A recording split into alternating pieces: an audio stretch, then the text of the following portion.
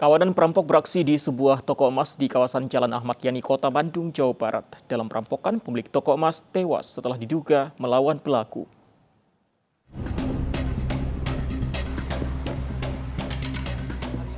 Warga Jalan Ahmad Yani, Kota Bandung dikejutkan dengan peristiwa perampokan maut di sebuah toko emas.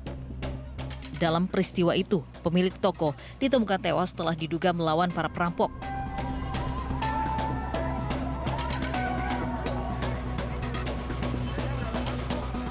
Tanya pemilik toko, anjing peliharaan korban juga dihabisi para perampok. Polisi yang mendapat laporan langsung mengevakuasi jenazah dan melakukan olah TKP. Dalam kasus ini, polisi berhasil mengamankan seorang pelaku, sementara dua sisanya berhasil melarikan diri. Barang yang diambil aksesoris karena kita lihat ini toko emas tapi kalau lihat penghuninya di dalam, penghuninya satu orang dan rumahnya juga kurang terawat. Dan saya tanya kiri kanan, memang kadang penjual toko emas ini kalau sore dia kegiatan lain di samping jualan emas.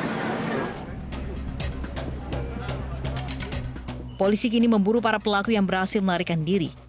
Kasus ini ditangani Polrestabes Bandung, Jawa Barat. Dari Bandung, Jawa Barat, Jupita Melana, Anyus melaporkan. Informasi lain, pemirsa, pemerintah kembali melanjutkan pemberlakuan pembatasan kegiatan masyarakat atau PPKM. Perpanjangan PPKM dilakukan selama 2 minggu mulai 21 September hingga 4 Oktober nanti.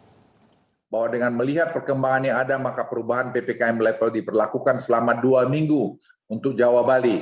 Namun evaluasi tetap dilakukan setiap minggunya untuk mengantisipasi perubahan-perubahan yang terjadi begitu cepat. Ada beberapa penyesuaian dan juga pengetatan aktivitas masyarakat yang masih dilakukan dalam periode minggu ini. Antara lain, akan dilakukan uji coba pembukaan pusat perbelanjaan mal bagi anak-anak di bawah usia kurang dari 12 tahun, dengan pengawasan dan pendampingan orang tua yang akan diterapkan di wilayah Jakarta, Bandung, Semarang, Daerah Istimewa Yogyakarta, dan Surabaya. Pembukaan bioskop dengan kapasitas maksimal 50% pada kota-kota level 3 dan level 2. Namun Dewan Kewajiban menggunakan aplikasi Peduli Lindungi serta penerapan protokol kesehatan yang ketat. Kategori kuning dan hijau dapat masuk ke area bioskop. Yaitu kita harus berhati-hati terhadap varian baru, baik Mu maupun Lambda, dan perketatan di pintu-pintu masuk, baik dari udara, laut, dan darat. Pemirsa, antisipasi masuknya varian baru Mu B1621, Satgas COVID-19 mengubah skema kedatangan penumpang dari luar negeri di Bandara Soekarno-Hatta, Tangerang, Banten. Penumpang pesawat dari luar negeri yang mendarat di bandara wajib menjalani tes PCR COVID-19 mengantisipasi masuknya varian Mu B1621 masuk ke Indonesia. Penumpang sebelum dikarantina wajib menunjukkan hasil negatif COVID-19. Pihak bandara membuka 10 bilik PCR di area kedatangan. Penumpang positif COVID-19 akan langsung diisolasi di Wisma Atlet Kemayoran. Jumlah penumpang yang datang dari luar negeri meningkat, yang sebelumnya hanya 900 penumpang, kini menjadi 1.200 penumpang per harinya. Setelah itu diverifikasi oleh KKP dan Satgas untuk dilakukan pemilahan mana yang masuk ke Wisma atau ke hotel. Kemudian dilakukan tes COVID di bandara, dalam hal ini di arrival corridor. Saat ini kita sudah ada 10 bilik. Sementara itu, pemirsa, Bandara Juanda, Sidoarjo, Jawa Timur menutup penerbangan penumpang internasional guna mengantisipasi masuknya varian baru COVID-19. Aktivitas penerbangan internasional di Bandara Juanda tampak sepi akibat ditutupnya terminal penumpang internasional. Seluruh penerbangan internasional baik dari dan ke luar negeri ditiadakan sesuai surat edaran dari Kementerian Perhubungan. Penutupan Bandara Juanda untuk terminal internasional sengaja dilakukan sebagai upaya antisipasi masuknya virus Mu varian baru COVID-19.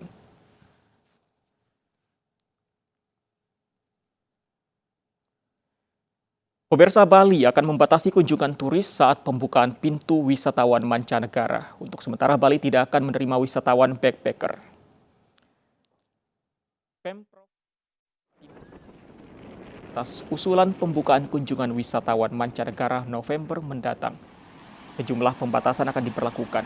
Pemerintah juga akan selektif dalam menerima wisatawan mancanegara yang masuk ke Bali.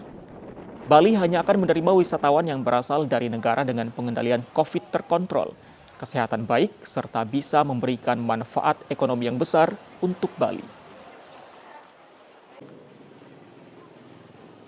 Membatasi jumlah kunjungan, tentu jumlah kunjungan ini terbatasi adalah kunjungan dari wisatawan yang negara asalnya kebetulan sudah dalam terkontrol semua, kesehatannya baik, kemudian memberikan manfaat ekonomi. Kita ingin konsentrasi di sana dulu sementara. Bagaimana informasi terkini terkait pembatasan warga negara asing masuk ke Indonesia? Kita bergabung dengan rekan kami, ada Oki Arisandi di Bandara Sidoarjo, Jawa Timur, dan ada Dewi Umaryati di Denpasar, Bali. Kita ke Sidoarjo terlebih dulu. Oki, apa saja langkah pembatasan WNA masuk ke Indonesia di Bandara Juanda yang diterapkan di sana? Pemirsa, salah satu langkah upaya pemerintah untuk mencegah masuknya warga negara asing yang dikhawatirkan bisa membawa virus COVID-19 varian baru jenis MU ke tanah air adalah dengan menutup Bandara Internasional Juanda Surabaya khusus untuk penerbangan internasional saja. Sesuai dengan surat edaran dari Kementerian Perhubungan, di mana dikatakan bahwa per tanggal 17 September 2021, aktivitas penerbangan internasional untuk sementara waktu ditiadakan. Hal itulah yang membuat seperti bisa Anda lihat di layar kaca seperti saat ini, bahwasannya suasana di Bandara Internasional Juanda Terminal 2 Surabaya kosong atau sepi, bahkan tidak ada penumpang sama sekali. Hanya ada beberapa petugas bandara saja yang berlalu lalang, dan tadi juga kami sempat menanyakan sampai kapan penutupan ini dilakukan. Namun Humas PT Angkasa Pura I Surabaya mengatakan bahwa dalam surat edaran dari Kementerian Perhubungan tidak disebutkan hingga kapan, namun pemberlakuannya hanya dimulai pada tanggal 17 September 2021.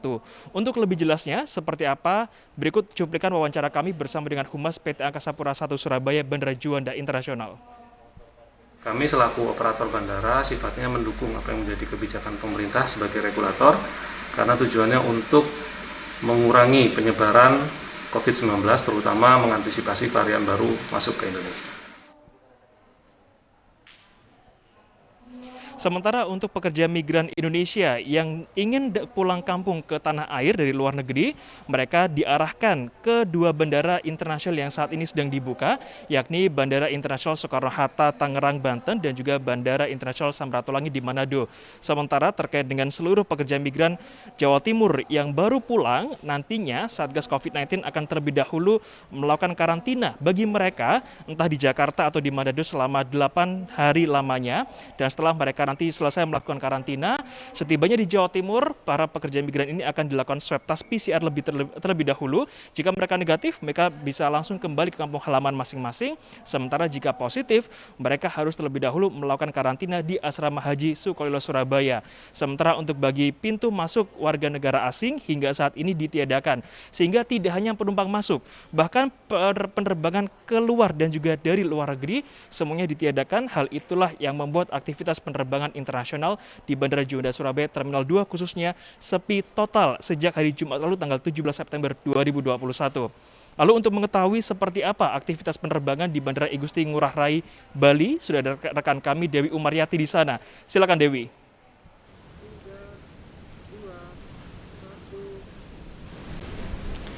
Ya, baik, terima kasih Oki. Jika di Surabaya penutupan penerbangan internasional baru ditutup pada 17 September 2021 lalu, maka di Bali sendiri penerbangan internasional sudah ditutup sejak 24 April 2020 atau lebih tepatnya sekitar sudah berjalan selama 19 bulan. Dan sampai saat ini belum juga menerima adanya penerbangan internasional. Dan untuk membahas tentang hal ini, saya sudah bersama dengan pelaku pariwisata Bali, Bapak Nyoman Graha Wicaksana.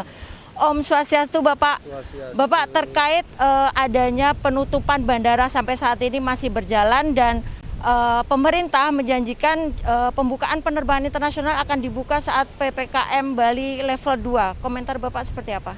Jadi saya menghormati apa yang menjadi keputusan dari pihak pemerintah, tetapi harapan kami jujur hampir seluruh masyarakat Bali yang mayoritas berkecimpung di dunia pariwisata, jadi sangat mengharapkan dibukanya border terutama di penerbangan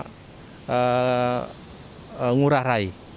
Jadi dengan dibukanya penerbangan Ngurah Rai ini sedikit tidaknya bisa memberikan sececah harapan meskipun sedikit, dan ini bisa memberikan semangat bahwa kebangkitan pariwisata Bali itu sudah di depan mata.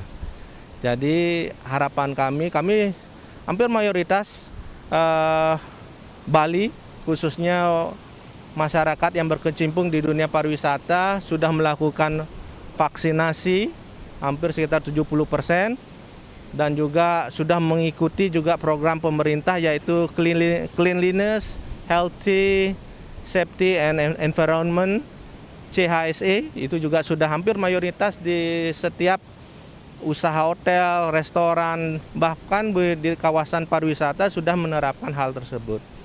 Baik Bapak, terkait adanya wacana pembatasan wisatawan mancanegara yang boleh datang di Bali, itu seperti apa Pak? Saya rasa kurang elok kebijakan untuk membatasi pariwisata untuk pariwisata Bali untuk segmented tertentu ya. Jadi kalau kita lihat pariwisata Bali ini sudah mempunyai segmentasi yang berbeda-beda. Khususnya di mana kita berada sekarang, Kute dulunya adalah tempat pariwisata yang dikenal untuk menengah ke bawah. Ada Nusa Dua untuk yang kelas eksklusif, ada pariwisata budaya di Ubud. Jadi alangkah eloknya pariwisata itu dibuka untuk seluruh komponen. Yang penting mereka mengikuti peraturan-peraturan pemerintah dan mengikuti juga program prokes yang dianjurkan oleh pemerintah, sehingga pandemi ini bisa kita atasi bersama-sama. Baik, terima kasih Bapak informasinya. Ya, pemirsa, sampai saat ini memang pariwisata internasional di Pulau Dewata belum juga dibuka, dan harapannya tentu secepatnya pariwisata internasional ini dapat dibuka sehingga wisatawan mancanegara dapat langsung terbang ke Bali. Sampai saat ini ada 2 titik yang memang sudah disiapkan sesuai dengan kementerian yang ditetapkan oleh Kementerian Perhubungan, yakni di Bandara Soekarno-Hatta, Tangerang, Banten, dan Samratulangi di Manado. Fandi, kembali ke studio. Baik, terima kasih Dewi Umaryati dari Denpasar, Bali, dan sebelumnya ada Oki Arisandi yang melaporkan langsung dari Sidoarjo, Jawa Timur. Selamat bertugas kembali. Kita beralih ke Jawa Barat, pemirsa. Kota Cimahi, Jawa Barat terkenal dengan industri kreatifnya. Kota ini memiliki potensi untuk mengembangkan ekonomi kreatif serta membuka lapangan kerja bagi masyarakat. Menteri Pariwisata dan Ekonomi Kreatif Sandiaga Salahuddin Uno meminta pelaku usaha ekonomi kreatif untuk terus berinovasi agar produk kerajinan tangan asal Cimahi bisa dikenal masyarakat luas. Ikan pindang makan belewah, makan emping dimarahin. Pak Menteri orang yang gagah, wilujeng sumping di kota Cimahi. Aksi berbalas pantun antara Wayang Cepot dengan Menparekraf Sandiaga Salahuddin Uno menjadi hiburan bagi pelaku ekonomi kreatif kota Cimahi, Jawa Barat. Tidak hanya kaya dengan keunikan seni dan budaya, kota Cimahi juga sudah terbukti mampu melahirkan produk-produk kerajinan khas daerah yang inovatif dan berkualitas. Ide kita di Kabupaten dan Kota Kreatif ini adalah menggerakkan ekonomi kreatif, dan ternyata kota Cimahi ini punya talenta-talenta yang luar biasa. Dan beberapa karya seperti Asian Para Games dan juga PON di Papua itu menggunakan desain dari kota Cimahi. Selama pandemi, alhamdulillah usaha saya masih tetap bertahan, namun kita ganti solusi ya. Mungkin dari tadinya offline kita berubah menjadi online, kita kembangkan online, digital marketingnya kita up lagi. Sebagai bentuk dukungan terhadap pelaku ekonomi kreatif, Kemenparekraf menyelenggarakan kegiatan workshop pengembangan kabupaten kota atau kata kreatif yang akan dilaksanakan di 25 kabupaten kota di Indonesia. Dari Cimahi, Yuwono iNews melaporkan. Pemirsa, Singapura hadapi lonjakan kasus COVID-19. Lalu bagaimana nasib warga negara Indonesia di sana? Kami akan berbincang dengan salah satu WNA di Singapura usai jeda.